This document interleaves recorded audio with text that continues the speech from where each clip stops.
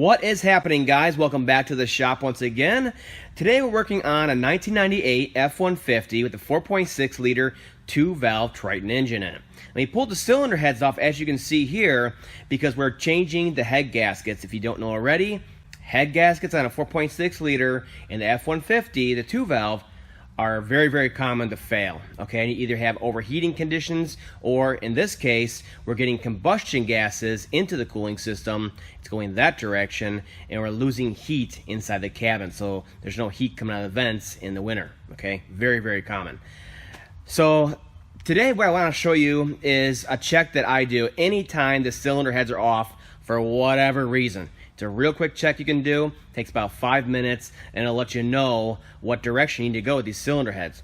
Now, right now, this thing basically has no problems. This engine has no problems besides that low heat output in the winter inside the cabin, okay? But at times, I did get a blip, a misfire, on cylinders 2 and 4, okay? So I decided to pre-check the intake and exhaust valves to make sure they're sealing correctly before I just jam this head back on and think everything's okay. While it's off, now's the time to do your pre-checks and go over it thoroughly.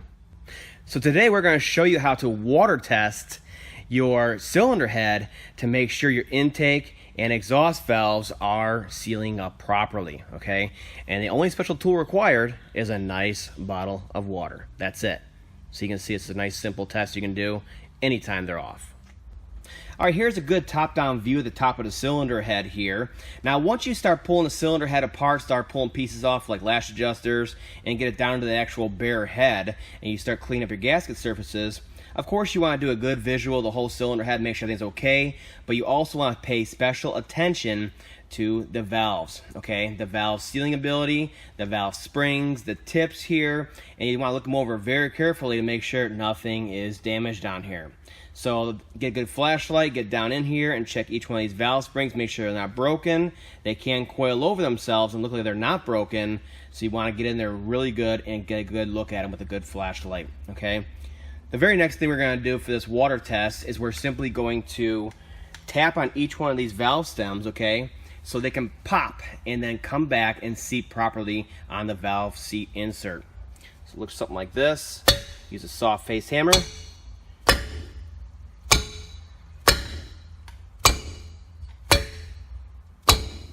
Just like that. Pop them, let them come back, okay? Now, the very next thing we're going to do for this water test, the very next step, is to lift it up right about there, okay? And we're going to grab that bottle of water, and we're going to pour water down each one of these intake ports on here very carefully so we don't spill any, okay? And we're going to fill it right to the bottom brim here, and that will make sure that the full circle of the intake valve and exhaust, well, intake valve in this one, same thing in the exhaust valves, is covered in water, okay? Then we're going to prop it up, and we're simply going to look on the back side here for leakage. And then we're going to do an additional test to simulate compression or pressure inside the cylinder. So let's go ahead and fill each one of these up and take a look. All right, here's some better lighting for the all-important test here. Now, like I said, we're going to fill each one of these intake ports with water to the top, and then we're simply going to come over here on the outside, and we're going to watch that intake valve to see if it's leaking water. Now, these ideally should leak no water at all, okay? There's under a lot of pressure with that valve spring on there. The valve face and the valve seat insert are matched to each other, so they're perfect match in there so we can keep the compression within the cylinder and avoid misfires, okay? So let's go ahead and fill them with water, and we'll just keep an eye on each one of these. Now remember, this one had no issues with misfires. I had cylinder 2 and 4 every once in a while, but that is not why the cylinder head came off. So we have all of them filled at this point, okay? So at this point, you just sit back with a good light and you take a look. Do you guys see what's happening here? Yeah. So all of these intake ports, you just saw me fill them, they're all filled to the brim. And you can see number 1 all the way around is clean. Number 3 is clean. And number 4 is leaking a little bit. Number 2 is bad. Okay, so I was getting a good size misfire on number 2 on the power balance of the Ford IDS. I could see it. Okay, pretty consistent, and you can see why. So there's no guesswork involved here. They should not leak. Either they leak or they don't. Okay, so it's pretty obvious. So I'll let them go for a while just to see if there's any seepage getting past these other valves on here that are not leaking currently. We know there's definitely an issue in number 2. That's why we had the misfire. And on number 4, we had an intermittent misfire, not so much. And that is why number 4 was misfiring. Okay, it's losing compression through the intake valve.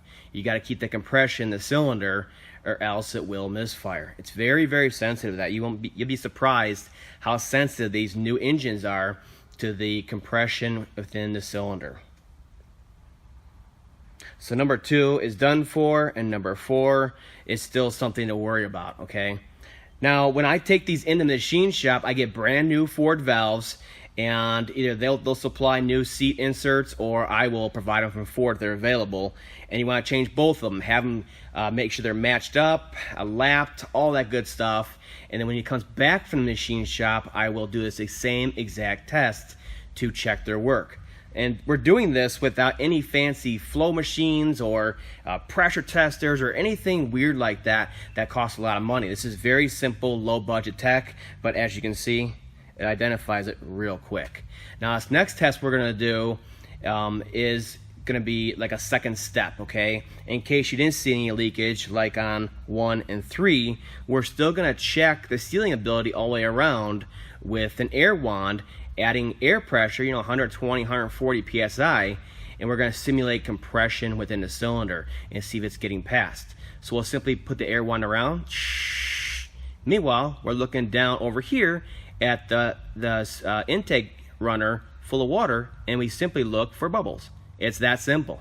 Okay, so yeah, 2 and 4 are done for. We'll check all of them just to show you exactly what's going on.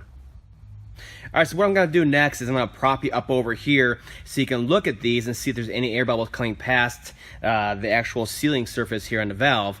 So what I'm going to do now is I'm just going to show you exactly how I'm testing them, because I can't have the camera in 2 places at once. So you're simply going to take compressed air,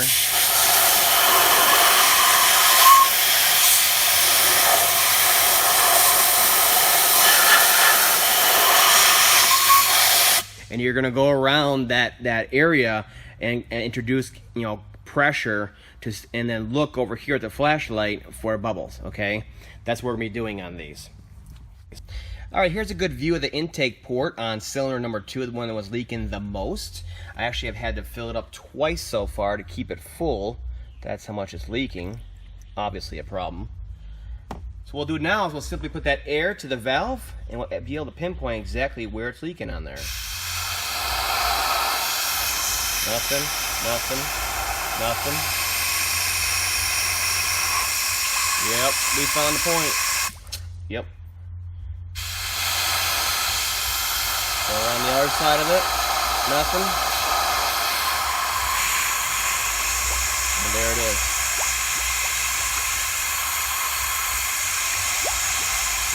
So not only can you test the valve to see if it can handle compression and keep it in the cylinder, we're also able to actually pinpoint where the problem is at in the valve. So it's a pretty cool little test, low budget, low tech, but it works. And I've used it for 20 years now, and it's never failed me once.